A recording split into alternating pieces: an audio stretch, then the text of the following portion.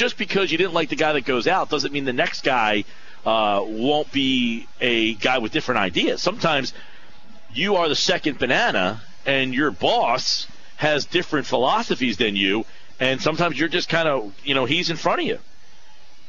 And you can't,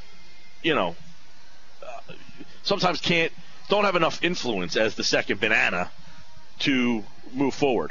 Sports Bash 97.3 ESPN. So we will talk right now with Phillies Interim General Manager Scott Proefrock, who's always kind enough to jump on board, especially late in the year when I know a lot of crazy things have been going on over at the ballpark. They're off today, and they get a weekend series with the Braves coming up. We bring him into the show now on 97.3 ESPN. Scott, welcome back. Hey, Mike. How are you? Always good. Always good to catch up with you. We know the season is just about winding down, but I would have to assume this is a different situation for you, obviously, being the interim GM now, having to do a lot of evaluating of players that are somewhat new to the organization. I guess this last, from August to now, has been very busy, even in a year that has not been where you wanted it to be. Yeah, I mean, that's been sort of the mindset of the whole season, is to have young players come up here and try to show us what they can do and whether they fit for the future. So that's been an ongoing process throughout the course of the season. Well, Scott, obviously there's a lot of young players that we want to talk about, and I know probably top on that list would be your young pitcher Aaron Nola, 6-2 to come up here, 4.11 ERA, and people were excited to see him. Has he, I want to say exceeded expectations, but are you guys very pleasantly surprised with the way he has handled coming up to the big leagues?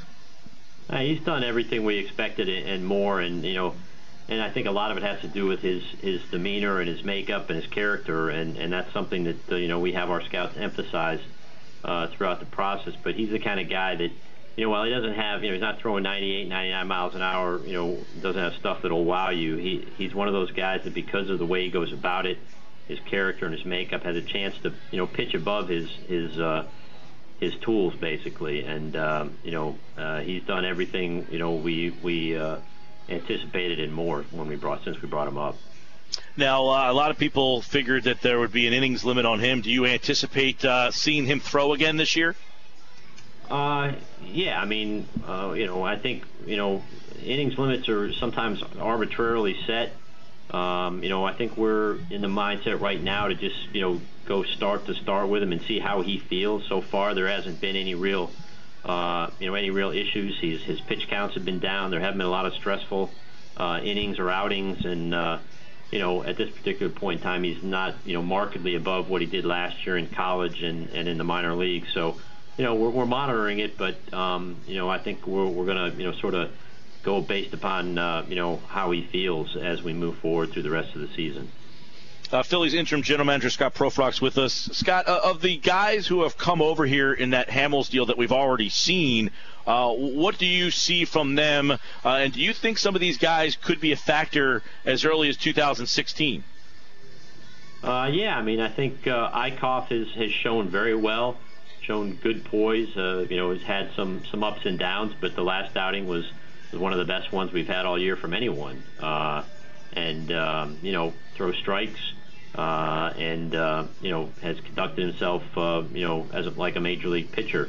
Alec Asher, got off to a good start last night, had some defensive lapses behind him, and struggled a little bit after that. But there's the stuff's there and the ability's there, and again, these are the first time for both of them at the major leagues, and there's going to be some ups and downs, and nobody expected either one of them to come up here and turn into a top of the rotation starting pitcher. There's a process, and whether they start in the major leagues next year or not will be determined on how they perform between now and and into spring training next year in the start of the season. So I think we'll have some competition, and competition is a good thing. And that means we have some depth. I think we're going to have to go out and get some more depth and some experienced starting pitchers, just to make sure we don't push these guys and get them up here before they're truly ready and truly are ready to pitch a complete major league season. No, Scott, that's a good point by you, because Andy McPhail said last week in that, I guess it was 2 weeks ago in that press conference when they did let Ruben go, that he thought that the position players were closer than people thought, and that pitching was definitely something that this team needs to continue to go after. Is that something that you agree with as well, that the pitching in this organization, that is still something that you're prioritizing above everything else? Most definitely, and not just starting pitching. The bullpen, needs to continually be upgraded as well. We've got some guys that fulfilled some roles during the course of the year, but when we traded Papelbon and Diekman, Kenny Giles was moved to the closer role, and everybody else was pushed up as well. And because we haven't had great starting pitching, some of these guys have been used quite a bit.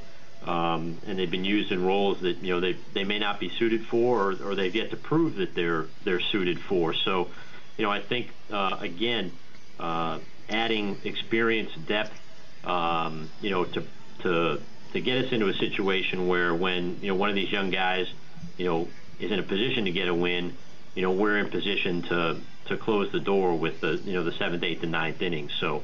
I think we'll be looking for some bullpen help and veteran bullpen help as well. Until some of the guys like the Cordero kid that we got from Toronto, or some of the Wendell kid and the Joely Rodriguez kid we got in the trades with the Dodgers and the Pirates respectively. Those are some of the things that we've got to protect ourselves and protect them. I mean, again, it's important for these players to, when they get to the major leagues, they stay in the major leagues. And in order to do that, they have to be ready when they get there. And that's the thing that our development people will be focused on next year, making sure these guys are ready when they get to the major leagues. And that's a great point by you. Scott Proefrock's with us. Of the guys that are not up here that you got, particularly in the Hamels deal, what can you tell the listeners, about their progress? Are there guys that you are hopeful that might be a factor in spring training from that deal? Well, again, I think, we got Nick Williams, who's playing for the Fightin' Phils in the playoffs against Bowie this week. That series is tied 1-1. They're moving down to Bowie tonight, and, they play, Thursday, Friday, and possibly Saturday if it goes 5 games for the Eastern League Championship. And also Jake Thompson, who's pitching tonight for the Fightins, is part of that trade as well. And those guys are guys that, have a chance, to impact the club at some point next year. Whether it's out of spring training or not, remains to be seen. But as I said, I don't think we're in a position where we need to rush any of these guys. And again, we want to make sure they are ready to perform, and when they get here, stay here.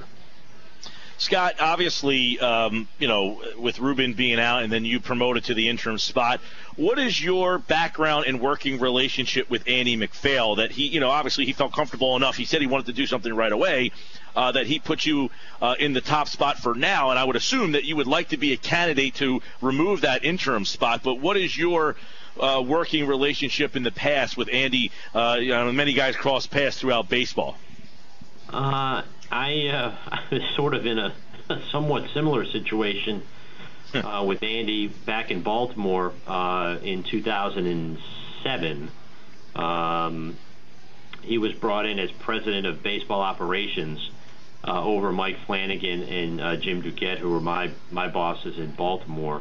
And he, basically took over the baseball department. Jim left, and Mike was sort of, displaced a little bit in the baseball hierarchy. And, so I worked for Andy about a year and a half in Baltimore, had a good working relationship with him, and I've continued a relationship with him over the years. I mean, I still live in Baltimore, and when I'm back, or at least I live in there, I live there occasionally, as my wife would probably say.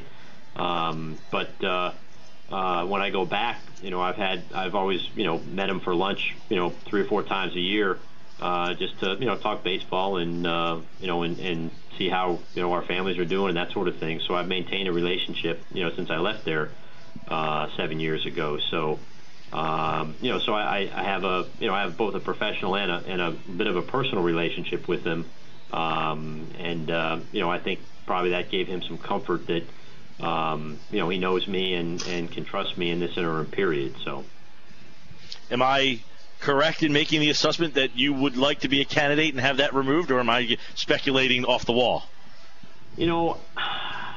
I've never been in a situation, Mike, where I've campaigned or politicked for a job. And I've always, my mindset's always been to do the best the best of my abilities at the job at hand, and that's what I contend to do here. Someone else will make that decision. If it happens, it happens. If it doesn't, it doesn't. But my job here is right now is to do the best that I can in the best interest of the Phillies until someone tells me otherwise. Well, Scott Proefrock is the interim GM of the Phillies, and he is right now overseeing everything that is going on. And I would assume, too, you guys are watching closely Miguel Franco, who has the wrist. And when I see a guy, especially a young guy, break his wrist, that always kind of, worries me a lot. You see these guys who hurt their hands and their wrist areas, and, he's got the wrist going down to Clearwater now. Do you guys hope to have him play in Major League games this season? Yeah, it wasn't his wrist; it was his forearm, for one. And we're hopeful. I think the main thing we want him to do is for him to, feel like he's healthy and able to play at this level before he leaves. And we're hopeful that he'll join us at some point on the road trip, and possibly at some point maybe in the last 6 games at home, get a chance to play in a game. I don't think we're putting him at risk in any way, shape, or form. We would not do that. I think it's more of a peace of mind for him and for the organization that he's back and ready to play. Goes home without having to have that worry over the course of the winter. So that's sort of the approach we're taking. Yeah, and I know, is he a guy? Is he a candidate to play in the winter? I'm sure he has a connection with a winter ball club, and as a native player, especially if the injury is recovered, I would imagine he would play. I also, there's so many young guys that we can kind of go down the list on here, and you brought up Aaron Altair, who back on August the 18th, and he's 24, so it's not like he's very, very young. I mean, but in the baseball 24, a lot of these guys, it seems like the game is getting younger and younger. Is he a guy that has surprised to the point where he's going to get a look in spring? Oh, he definitely was going to get a look in the spring. He's progressed nicely. He's a fine defensive outfielder. His offense has always been the concern, and he's done very well. The opportunities he's had here, and he's definitely in the mix, for a spot on the club next year. You also have, I know it's interesting because you guys are both in the same situation, yourself and Pete. How have you how do you think that Pete has kind of changed the feeling around this team? Since that he got put with that interim tag and he's, got to this point, how do you think Pete has fared as the manager? I think Pete's done a fine job. I mean, he's worked very closely with the front office, Ruben, and now myself, and is been very understanding of the situation that we're in, and I think he's done a fine job. I think the players have played with great energy and enthusiasm, and things are very, very positive going forward. I think he's created a very positive learning atmosphere for them in the clubhouse as well. And I know a lot of times when a GM gets let go, in this case Ruben, who was there for about 8-9 years and much longer as an assistant and in the organization, always a tough day. And the perception is a lot of times when something like that happens that the fans are unhappy with the work that is going on. But you worked with Ruben a lot. What are some of the things that you really learned from working with Ruben? And for the people who just say, man, he was awful, he did a terrible job, that's obviously not the case 100% of the time. There's things that he has done that are very good for this organization moving forward. What are some of those things that you have learned and take with you now as the interim GM? Well, first and foremost, I think Ruben has gotten a very bum rap. One of the hardest things to do in this game, as evidenced by the fact that it hasn't been done in a pretty long time, is win back-to-back, go to the World Series back-to-back years. And he did it in 2009, made some fine acquisitions to help do that, made the decision to let Pat Burrell go and bring in Raul Ibanez, signed Pedro Martinez to help us when we desperately needed pitching. Chan-Ho Park was another guy we signed, to help us get there, and again, that wasn't that long ago. And then in 2010 and 2011, we had the best record in baseball those years. And again, getting to the postseason is a crapshoot. You run into a hot team. We probably hurt ourselves in 2011 because we knocked the Braves out and let the hottest team in baseball into the postseason in the Cardinals, and then we lost to them in 5 games in the playoffs, in the first round, and lost Ryan Howard at that time, and so I think people forget that we sustained and Ruben was instrumental and the leader of that in sustaining the success that was had while he was an assistant GM to Pat, and and he had a great hand in building the infrastructure for that as well. So, things haven't gone, the last few years, obviously things hadn't gone well. Injuries came into play, we were probably, a year or two late to the rebuilding, movement. But, I guess you can fault us for that. But, hell, we were still trying to win. And I think that's what the nature of the game is to try to win. And we thought with, Halladay and Lee and, the addition of A.J. Burnett in 2014 and, some of the other things that we did that, we still had a legitimate chance to compete. It didn't work out. And, I think what's the work that we underwent this past year once the decision was made to go full force into the rebuild mode, I think it will pay dividends for this organization for years to come. And the one thing, you asked the question, what I learned from Ruben, his focus and on the job at hand under, pretty difficult circumstances, from the standpoint of the heat he was getting from the media, knowing that, his job was on the line every day. He maintained focus on getting the job done and doing what was best for the Phillies. And I think the fans will see moving forward that the trades that we made, will put this organization in a really good position to compete going forward. And I thank him for everything that he did for me during my 7 years here. Well, obviously, as you mentioned, the trades have replenished his team. As the guy who, sat as his right-hand man for the last couple of years, do you look at those deals and say, man, we're in a lot better position than I thought we would be, July 25th? When you sit here today, do you look and say, man, this team is a lot further along than I really thought we would be?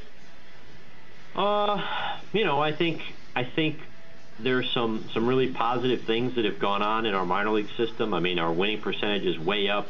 I think we had a good draft this year. Again, the players we acquired in the deals have augmented the depth in our farm system. And I think we're heading in the right direction. We've got a lot more work to do, especially as we talked earlier about with regards to the pitching deficit that we have. But I think we're in very good shape going forward.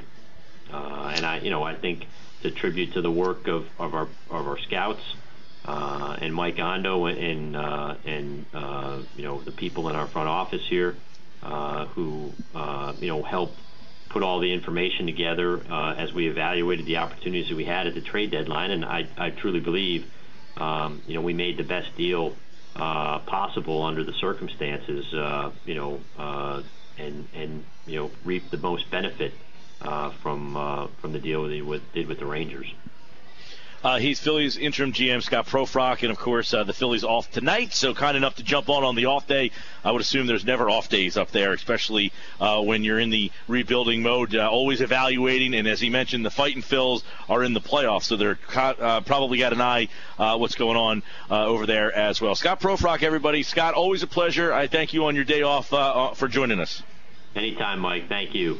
All right, take care, and we'll see if Scott he said that decision is in somebody else's hands, and I'm not going to lobby or campaign for a job, but he said it's in someone else's hands if they want to tap him on the shoulder. As he said, this is the second time he's been in that position. He was in Baltimore in a similar situation under Andy MacPhail, and we'll see what happens with Andy MacPhail when they make that decision for the GM. They said they would like to have that in place sometime early in the process. And we'll keep an eye on that. Of course, Scott Proefrock here on the Sports Bash 97.3. When we come back,